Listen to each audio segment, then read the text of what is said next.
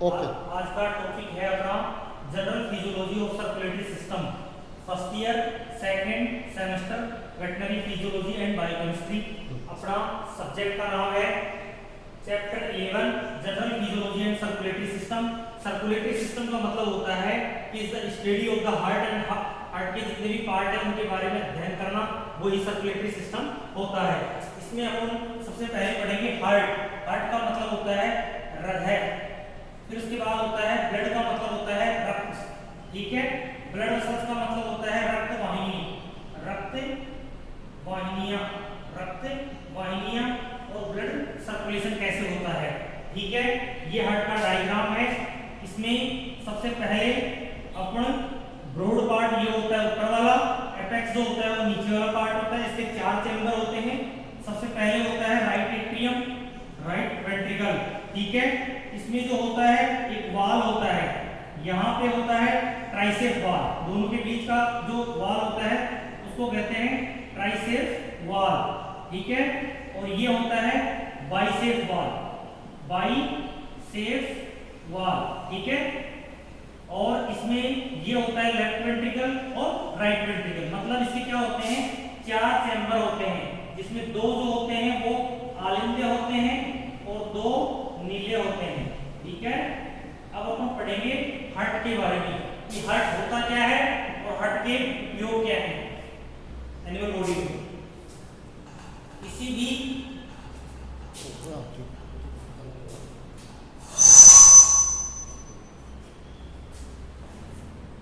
भी कोशिका को जीवित रहने के लिए उसके पोषक ऑक्सीजन की आवश्यकता होती है।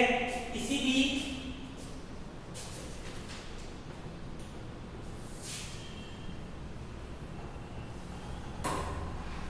भी कोशिका को जीवित रहने के लिए उसके पोषक को ऑक्सीजन की आवश्यकता होती है। CO2 एवं अपशिष्ट पदार्थों को शरीर से उत्सर्जन होना जरूरी होता है। जैसे कि किडनी का फंक्शन होता है कि यूरिन को बाहर निकालना, उसी प्रकार हार्ट का भी एक उपयोग है कि ये क्या काम करता है, कोशिका को जीवित रखने का काम करती है और उसको क्या करती है, पोषण का मतलब होता है उसको न्यूट्रिएंट और उसको O2 ऑक्सीजन की प्रदानता करता है। यही एक हार्ट का काम होता है। हार्ट जो होता है वो निम्न कार्य को संचालित करता है, जबकि हम समझते हैं कि हार्ट एक अनिश्चित केशिका होती है। हार्ट क्या होता है, हार्ट के बारे में हम डिस्क्रिप्टिव करेंगे कि हार्ट होता क्या है। हार्ट एक अनिश्चित मतलब होता है इनवॉलेंट्री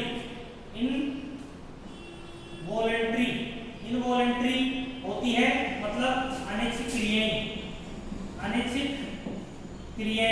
पेशियां जो होती है वो होती है एक खोखला अंग होता है जो वक्ष कोशिका के मेडिस्टल स्पेस में स्थित होता है, जबकि मीडियल सेक्शन के बाईं ओर झुका हुआ होता है। हृदय एक मीडियल सेक्शन की ओर झुका हुआ होता है और एक कुछ कोन समान होता है। इसमें जैसे ब्रॉड है ये एपेक्स पार्ट है, right atrium, right ventricle, left atrium और राइट वेंट्रिकल, मतलब इसके 4 चैम्बर होते हैं।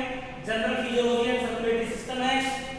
हार्ट के बारे में पढ़ेंगे। हार्ट एक खोखला अंग होता है और अनिश्चित पेशिकाओं के द्वारा होता है। इसका वक्ष कोशिका के मेडिस्टल स्पेस, मतलब जो आगे की तरफ जो ऑर्गन्स होते हैं उनके मेडिस्टल स्पेस में बीच में स्थित होता है, जबकि इसको अगर सेक्शन के बीच में काटा जाए तो शंकु की समान आकृति होती है और ट्रांसवर्स ग्रूव में होता है।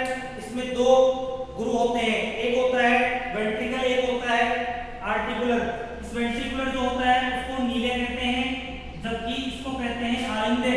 क्या कहते हैं इसको, आलिंदे, ठीक है। इसके बीच की जो लेयर होती है, ये जो राइट साइड होती है उसको ट्राइसेप वाल, इसको कहते हैं बाइसेप वाल, विट्रल वाल, ठीक है। इसके बाद आलिंदे को लंबवत लॉन्गिट्यूडल दाएं और बाएं भाग में व्यक्त किया जाता है। लॉन्गिट्यूडल ग्रूव के एपेक्स के बीच में इसे दाएं भाग में बड़ा डिवाइड किया हुआ होता है, ठीक है।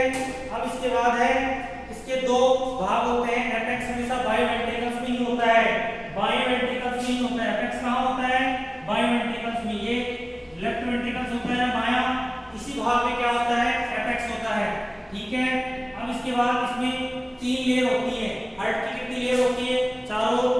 गोवंश में हृदय का वजन कितना होता है, कैटल जो होता है उसमें जो गोवंश होता है उसमें हृदय का वजन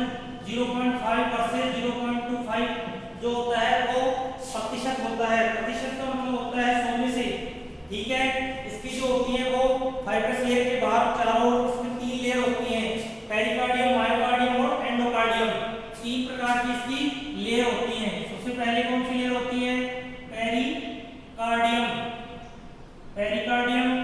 फिर इसके बाद है सेकंड मायोकार्डियम, मायोकार्डियम, मायोकार्डियम के बाद है एंडोकार्डियम। क्या है? एंडोकार्डियम। सबसे बाहर की आउटर लेयर होती है, आउटर ऑफ लेयर जो होती है वो होती है पेरिकार्डियम। ठीक है, इससे बाहर की लेयर होती है। ठीक है, ये सबसे बाहर की लेयर, ये बीच की मिडिल की लेयर होती है, और सबसे नीचे की जो परत होती है उसे एंडोकार्डियम कहा जाता है। ठीक है, ये दोनों होती हैं। अब इसके बीच में है एंडोकार्डियम में 2 सेप्टम्स होते हैं, एरिकुलर और वेंट्रिकल के बीच में। राइट एरिकुलर और राइट एट्रियम और राइट वेंट्रिकल के बीच में बनता है ट्राइसेप्स वॉल, और लेफ्ट वेंट्रिकल्स और लेफ्ट एट्रियम सॉरी और लेफ्ट वेंट्रिकल के बीच में जो होता है वो बाइसेप्स वॉल बनता है। ठीक है, दोनों के बीच में ये बनते हैं मित्रल वॉल कहा जाता है, जिसे मित्रल वॉल, इसको क्या कहा जाता है? मित्रल वॉल कहा जाता है। मित्रल जो होता है वो वॉल कहा जाता है इसे। ठीक है, इसके बाद अपन पढ़ेंगे आर्टरी और सिरा में अंतर। आर्टरी और सिरा जो होती है उसका डिस्क्रिप्टिव करेंगे। अब तो अपन ने इतना ही पढ़ा था कि हार्ट होता क्या है और हार्ट के बारे में कैसा विश्लेषण करेंगे। हार्ट एक खोखला अंग होता है और हार्ट जो होता है वो मेडिस्टम स्पेस के बीच में स्थित होता है। अब अपन पढ़ेंगे धमनी और सिरा में क्या अंतर है। धमनी और सिरा में क्या अंतर है, मतलब जो are differentiations of the artery and vein. ठीक है, सबसे पहले पढ़ेंगे आर्टरी। आर्टरी क्या होती है? हृदय से रक्त को शरीर के चारों ओर ले जाती है, और ये शरीर से अंगों से हृदय की ओर ले जाती है। मतलब धमनियां रक्त को वितरण करते हुए हृदय से शरीर के अन्य भागों पर ले जाती हैं, जबकि सिराएं क्या करती हैं? रक्त को अपने शरीर के उत्तक और अंगों तक हृदय तक पहुंचाती हैं। धमनी का प्रमुख काम क्या है? ये ऑक्सीजन युक्त रक्त को प्रभावित करती हैं और पल्मोनरी धमनियों में पहुंचाती हैं, जबकि ये ऑक्सीजन रहित रक्त को हृदय से पहुंचाती हैं और पल्मोनरी शिराओं में ले जाती हैं। रक्त में, आर्टरी में रक्त के दबाव में दिशा में जो होता है वो पल्स होता है, इसमें पल्स नहीं होता है। धमनियां मोटी होती हैं, संकीर्ण गुहा की होती हैं, जबकि अपन बात करें सिराओं की तो ये अपने आप में ऊपरी सतह पर खोखली होती है, कटी-फटी होती हैं। ठीक है, ये डिफरेंशिएशन है आर्टरी और वेन का। इसके बाद अपन पढ़ेंगे, इसके बाद है हृदय स्पंदन, सर्कुलेशन। 4 प्रकार के सर्कुलेशन अपने को परिसंतंत्र में जो होता है ब्लड सर्कुलेशन में 4 टाइप में बांटा गया है। सबसे पहले है pulmonary circulation versus pulmonary circulation. इसके मतलब जो ब्लड सर्कुलेशन होता है, ब्लड सर्कुलेशन में सबसे पहले है पल्मोनरी सर्कुलेशन, पल्मोनरी सर्कुलेशन। ठीक है, पल्मोनरी सर्कुलेशन के बाद है सिस्टमैटिक सर्कुलेशन। क्या है? सिस्टमैटिक सर्कुलेशन, सिस्टमैटिक सर्कुलेशन है। ठीक है, तीसरा है पोर्टल, पोर्टल सर्कुलेशन। ठीक है, पोर्टल सर्कुलेशन के बाद है कीटल। इसके बाद क्या है? कीटल सर्कुलेशन, ये ब्लड सर्कुलेशन के टाइप है। उसके बाद लिम्फेटिक सर्कुलेशन।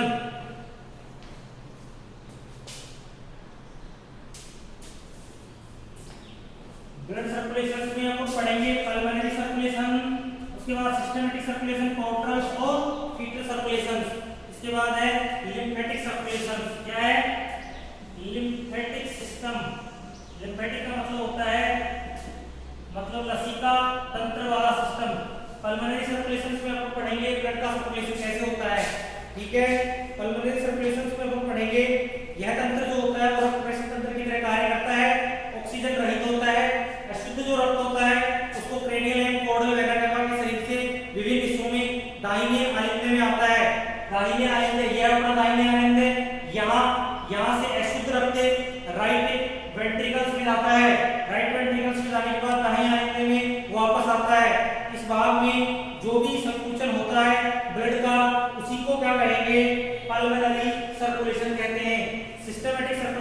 क्या होता है, सिस्टमैटिक सर्कुलेशन में ये होता है कि हृदय से सिस्टमैटिक सर्कुलेशन 2 नंबर है, हृदय से अशुद्ध रक्त को शरीर के विभिन्न भागों में पहुंचाया जाता है, अशुद्ध रक्त को वापस विभिन्न भागों में हृदय में लौटाया जाता है, उसको सिस्टमैटिक सर्कुलेशन कहा जाता है। सोमैटिक सर्कुलेशन कहलाता है, इसी को क्या कहते हैं, सिस्टमैटिक सर्कुलेशन कहते हैं। कार्डियक साइकिल जो होती है वो स्वस्थ मनुष्य में, कार्डियक साइकिल होती है स्वस्थ मनुष्य में 72 से 75 पर मिनट होती है, पर मिनट जो होती है वो होती है पर मिनट के हिसाब से प्रति सेकंड धड़कता है, स्पंद करता है। जबकि इसमें क्या होता है कि 3 घटनाएं होती हैं, आर्टरी सिस्टोलिक, वेंट्रल सिस्टोलिक और कंपाउंडिंग सिस्टमैटिक होता है। ठीक है, इसके बाद अपन पढ़ेंगे इसमें हृदय स्पंदन में ऐसे नोड पढ़ेंगे, क्या पढ़ेंगे, ये तो हो गया खत्म। इसके बाद अपन पढ़ेंगे ऐसे नोड, ऐसे नोड का मतलब होता है साइनो आर्टरियल नोड, ऐसे नोड, ऐसे नोड का मतलब होता है sino arterial, sino arterial node. ठीक है, साइनो आर्टरियल नोड क्या होता है कि ये अपने आप में दाहिने आलिंदे के आगे की दीवार में सुपीरियर वेना केवा के छिद्र भाग में तंतुमय संरचनाओं को एक विद्युत आवेग उठाता है और आलिंदे को नीले से बचाने का काम करता है। ठीक है, इसी को अपने ऐसे नोड को ही पेस मेकर कहा जाता है। इस ऐसे नोड को क्या कहते हैं, पेस मेकर। इसको क्या कहते हैं, क्वेश्चन आता है कि पेस मेकर कौन सा भाग कहलाता है, ऐसे नोड। ठीक है, ऐसे नोड ये काम करता है।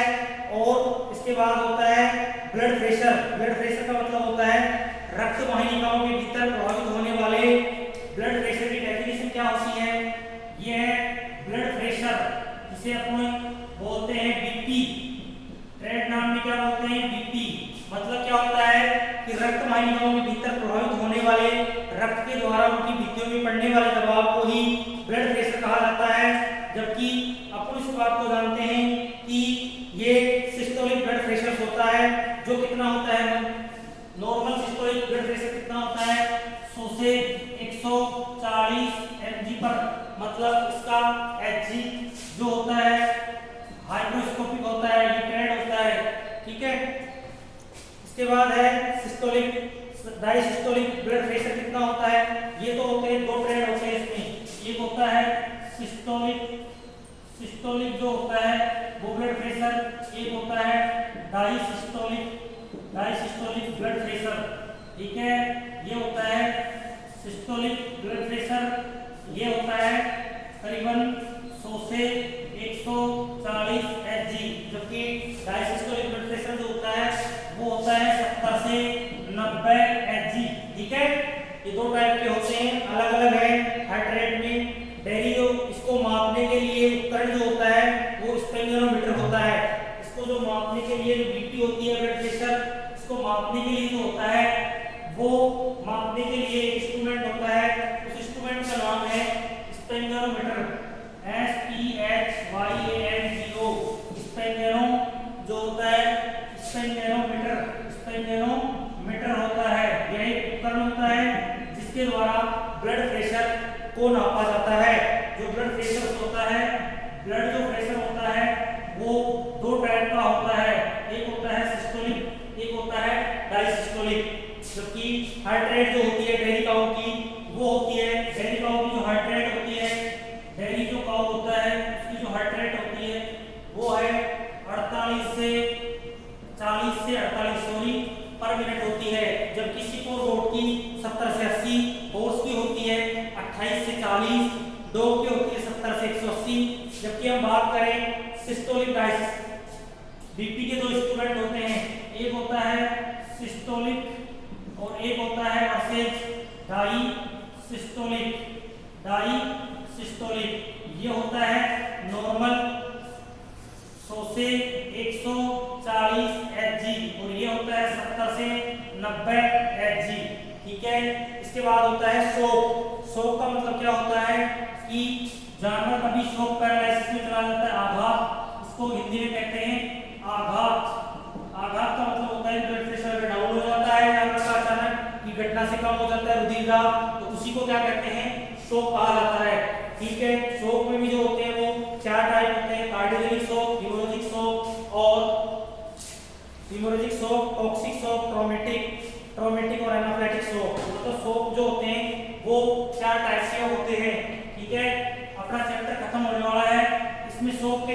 जानते हैं सबसे पहले जो होता है वो कार्डियोजेनिक से शोक होता है। कार्डियोजेनिक का मतलब हार्ट से होने वाला, कार्डियोजेनिक शोक, ठीक है, कार्डियोजेनिक शोक हो गया। दूसरा होता है हीमोरेजिक शोक। क्या? हीमोरेजिक शोक होता है। हीमोरेजिक के बाद होता है टॉक्सिक शोक, टॉक्सिन से होने वाला, मर्क्यूरी लेड वगैरह खा जाता है तब। हीमोरेज का मतलब होता है कि अगर हमारा ब्लड ज्यादा बह जाता है आर्टरी या वेन से तो हीमोरेजिक शोक होता है। कार्डियोजेनिक का मतलब होता है हार्ट ब्लॉक हो जाता है, उसको कार्डियोजेनिक शोक कहा जाता है। कोरोनरी आर्टरी का इम्बोलेशन होना, रक्त की सप्लाई रुक जाती है, उसमें हृदय में ऑक्सीजन सप्लाई नहीं हो पाती है, तो उसी को क्या कहते हैं? कार्डियक फेलियर कहते हैं, या उसे कार्डियक शोक कहा जाता है। क्या कहा जाता है इसको? कार्डियक फेलियर कहा जाता है। क्यों? क्योंकि इसमें क्या होता है कि कोरोनरी जो आर्टरी होती है, आर्टरी में क्या पाई जाती है? Coronary artery. कोरोनरी आर्टरी में जो होती है वो ऑक्सीजन की सप्लाई अगर बंद हो जाती है, O2 की सप्लाई बंद हो जाती है, तब क्या होता है? कार्डियोजेनिक शोक हो जाता है। जबकि हम जानते हैं कि अधिक स्त्राव अगर आर्टरी या वेन का होता है तो हीमोरेजिक शोक होता है। इससे क्या होता है? चोट से बड़ी रक्तवाहिनी क्षतिग्रस्त होती है, अत्यधिक उल्टी होना, अत्यधिक खूनी दस्त होना, डायरिया हो जाता है और डायसेंट्रिक हो जाता है, उल्टी वोमिटिंग होती है, तो उसी हीमोरेजिक तो हो जाता है। टॉक्सिक का मतलब होता है किसी प्रकार का लेड, मर्करी और मर्करी पॉइजन, और जो अपने जैसे भी साइनोजाइटिक है या फिर अपना जैसे कोई धतूरा वगैरह है खा जाती है तो उसे विषैले पदार्थ से टॉक्सिसिटी होती है। ट्रोमेटिक का मतलब होता है, चौथे नंबर का है अपना, ट्रोमेटिक का मतलब होता है कि किसी प्रकार की कोई चोट लग जाती है तो उसकी वजह से भी ट्रोमेटिक शोक हो जाता है, आघात हो जाता है। एनाफिलेक्टिक शोक का मतलब होता है किसी बाह्य घटना से शरीर से किसी एंटीबॉडी या एंटी रिएक्शन करती है, एंटीबॉडी वर्सेस एंटीबॉडी और एंटीजन दोनों अगर रिएक्शन करते हैं तब एनाफिलेक्टिक शोक होता है। अपना चैप्टर खत्म है आज का। अपना चैप्टर है general physiology and circulatory system. ठीक है, धन्यवाद।